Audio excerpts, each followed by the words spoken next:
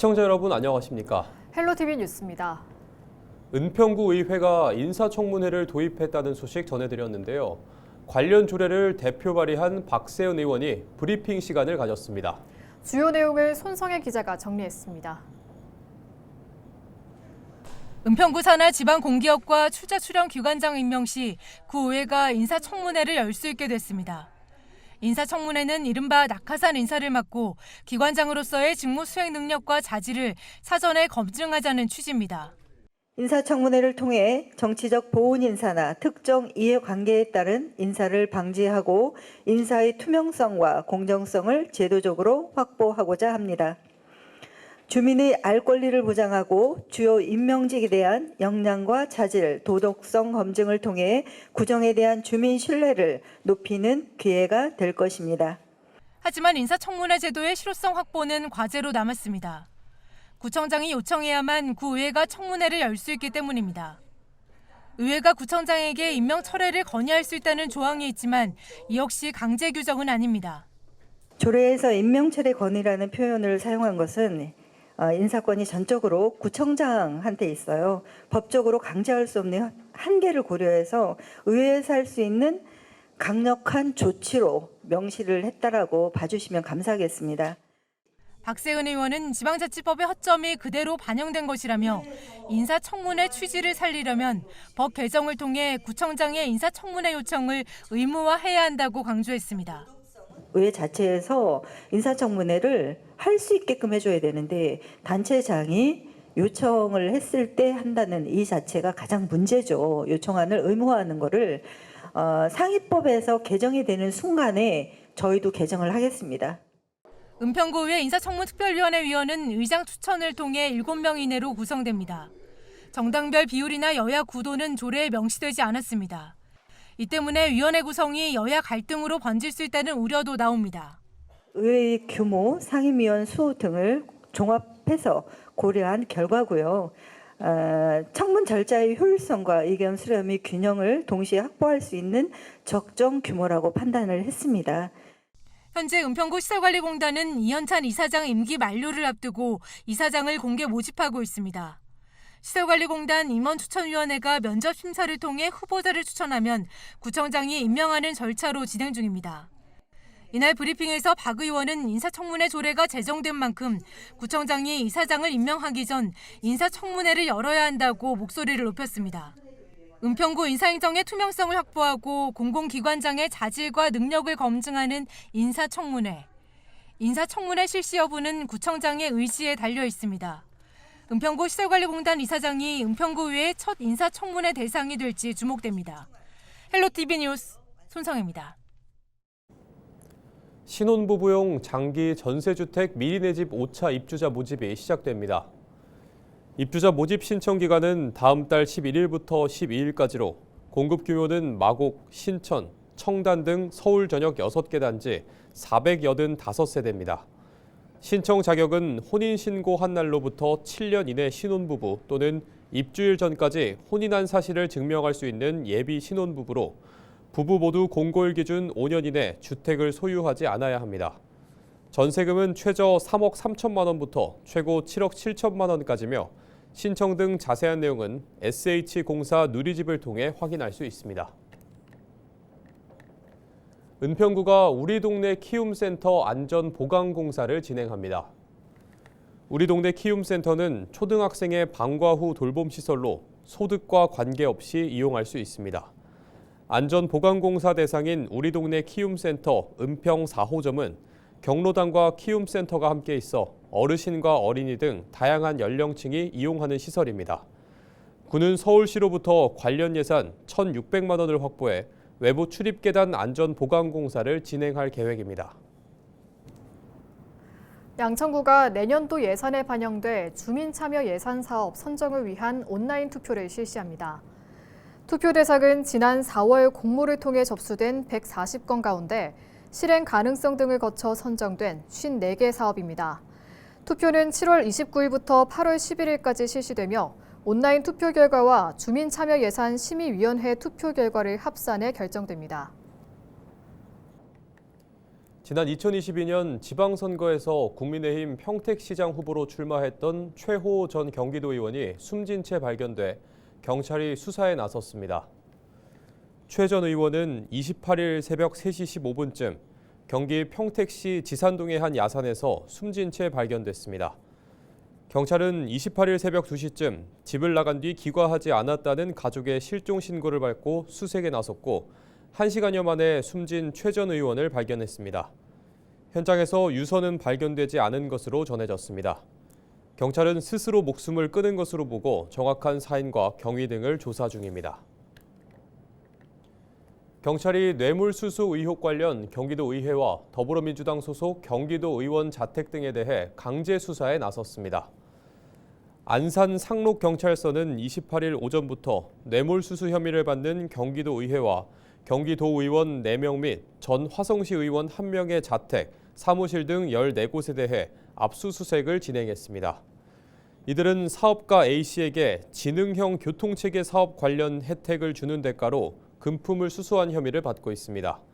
경찰은 압수수색을 통해 특조금 교부에 관한 서류와 전자정보, 계좌 거래 내역 등을 확보한다는 계획입니다. 수사 대상인 의원들에 대해 출국 금지를 신청했습니다.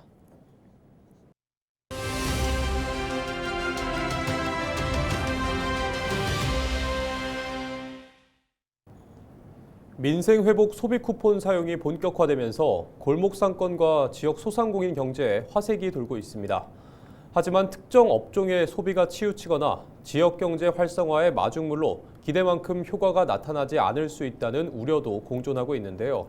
오늘은 인천시 소상공인연합회 황규훈 회장을 통해 민생회복 소비 쿠폰의 기대와 우려에 대해 직접 들어보겠습니다. 시행 초기라 판단하기는 어렵지만 주변 소상공인들의 이야기를 들어보면 긍정적으로 생각하고 또 기대 또한 상당히 많이 하고 있습니다. 우리 또 소상공인연합회에서도 기대를 많이 하고 행안부 책임자와 간담회를 가졌는데 정부 또한 민생회복 지원금이 소상공인들에게 도움이 되고 국민 복지에도 도움이 되기를 바라고 있고요. 또한 이번에 그 행안부에서 각 지자체와 같이 협조를 해서 이런 그 업소에 붙일 수 있는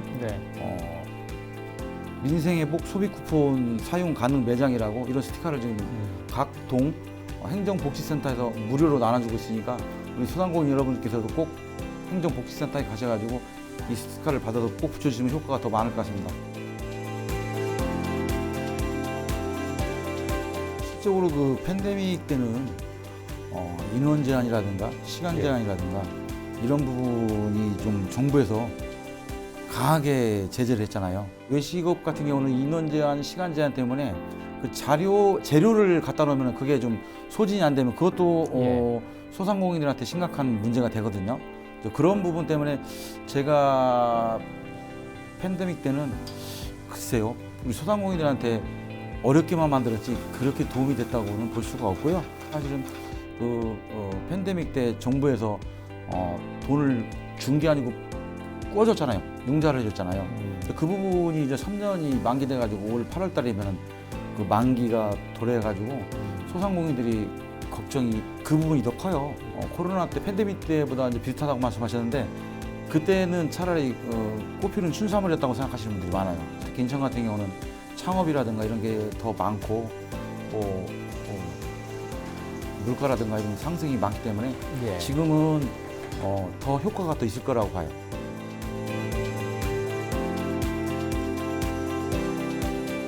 지금 폐업률도 업종별로 보면 1위가 소매업이에요. 1위가 소매업이고 2위가 이제 외식업, 3위가 제가 개인적으로는 공인중개사인데 부동산이 업이 세 번째예요. 그다음에 네 번째가 이제 도매업인데 이런 부분이 뭔 얘기냐면은 지원금을 씀에 있어 가지고 여기 4개의 업종 중에 제가 보기에는 거의 외식업을 뺀 나머지는 글쎄요 일반 소비자, 일반 국민들이 소비할 데가 별로 없다고 보고요. 그래서 좀 효과는 있을 것 같은데 좀 일부 업종에 몰릴 것 같아요. 그래서 쉬운 얘기로 정부에서 이런 돈을 풀면은 그냥 소고기나 사 먹지 이런 게 지금 유행처럼 번지고 있잖아요.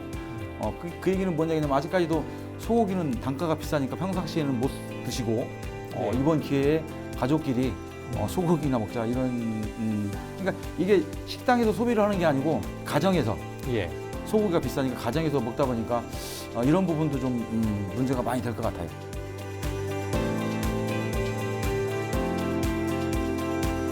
지금의 민생행복지원금은 이재용 회장님이나 대기업 총수들도 똑같이 받으시고요. 그다음에 어려운 분들 똑같이 받는데 그거보다는 저소득층 위주로 해가지고 뭐 40만 원, 50만 원 그런 차원이 아니고 100만 원 정도 그야말로 쓸 수 있는 기회를 맞아서 쓸 수 있는 소비할 수 있는 그런 쪽으로 좀 가닥을 잡아가는 게 좋을 거라고 생각해요. 그래야만이 또 소상공인들한테도 도움이 되고요. 전 국민이 물론 뭐 이 시간은 정해져 있지만 11월 달까지 정해져 있지만은 모든 분이 똑같이 받는다는 거는 그 돈의 값어치가 틀리잖아요. 그래서 제가 차후에 이런 정책을 하신다고 그러면은 정부 당국자들한테 말씀을 드리는데 차라리 어려우신 분들한테 많은 지원을 해주는 게 저는 소비의 역할이 더 잘 될 거라고 생각합니다. 경기도 전역에 폭염경보가 발효 중인 가운데 도내 온열 질환자가 지난해 같은 기간보다 6배 늘어난 것으로 나타났습니다. 경기도는 올해 7월 1일부터 26일까지 온열 질환자 438명이 발생했다고 밝혔는데요. 이는 지난해 7월 전체 환자 수인 78명보다 6배 많은 수치입니다. 5명 중 4명인 79.8%는 실외에서 발생했는데 그중 작업장이 37.8%로 가장 많았고 길가가 11.9%, 논밭이 9.1%로 뒤를 이었습니다. 연령별로는 65세 이상이 25.1%였고 질환별로는 열 탈진이 63.6%로 가장 많았습니다. 경기도는 도민들에게 물을 자주 마시고 낮 12시부터 오후 5시 사이 가장 더운 시간대에는 야외 활동을 피할 것 등을 당부했습니다. 인천 미추홀구 일대에서 전세보증금을 가로챈 혐의로 구속 기소된 일명 건축왕에게 검찰이 징역 15년을 구형했습니다. 인천지검은 인천지방법원 형사 17단독 심리로 열린 결심 공판에서 사기 등 혐의로 기소한 60대 건축업자 남모 씨에 대해 징역 15년과 추징 82억 9,555만 원을 구형했다고 밝혔습니다. 또 같은 혐의로 기소된 공인중개사와 명의수탁자 등 공범 28명에게는 징역 각 2년에서 10년을 구형했습니다. 남 씨 등은 지난 2021년부터 2022년까지 인천 미추홀구에 있는 자신이 소유한 공동주택의 임차인 102명으로부터 전세보증금 82억여 원을 과로챈 혐의로 재판에 넘겨졌습니다. 남 씨 등에 대한 선고 공판은 다음 달 18일 인천지법에서 열릴 예정입니다. 80만 명분의 클럽 마약을 들어오려던 중국인이 세관에 적발됐습니다. 관세청 김포공항 세관은 특정범죄 가중처벌 등에 관한 법률 위반 혐의로 40대 중국인 A씨를 구속했다고 밝혔습니다. A씨는 지난 4월 19일 일본 하네다 공항에서 김포공항으로 케타민 약 24kg을 여행 가방 속에 숨겨 기탁 수화물로 밀반입한 혐의를 받고 있습니다. 케타민은 마취제의 한 종류로 데이트 강간 약물의 일종으로 분류되며 일명 클럽 마약으로 불립니다. A씨가 반입하려 한 케타민은 80만 명이 동시 투약할 수 있는 양으로 김포공항 개항 이후 적발된 마약류 중 역대 최대 규모입니다. 조사 결과 A씨는 네덜란드 암스테르담에서 출발해 프랑스와 일본을 거쳐 김포공항으로 입국한 것으로 파악됐습니다.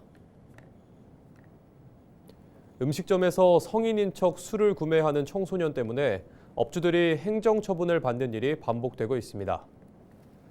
서울시는 이런 피해가 발생하지 않도록 술 판매 전 공인된 실물 신분증이나 모바일 신분증을 반드시 확인해달라고 영업장에 당부했습니다. 서울시가 낸 자료를 보면 음식점 내 청소년 주류 제공 행위 적발 건수는 2023년 293건, 2024년 292건이었으며 올해는 6월 기준 125건이 적발됐습니다. 시는 적발 사례의 대다수가 신분증 확인이 제대로 이뤄지지 않은 경우였다며 반드시 공인 신분증 확인 절차가 필요하다고 당부했습니다. 이상으로 뉴스를 마칩니다. 시청해주신 여러분 고맙습니다.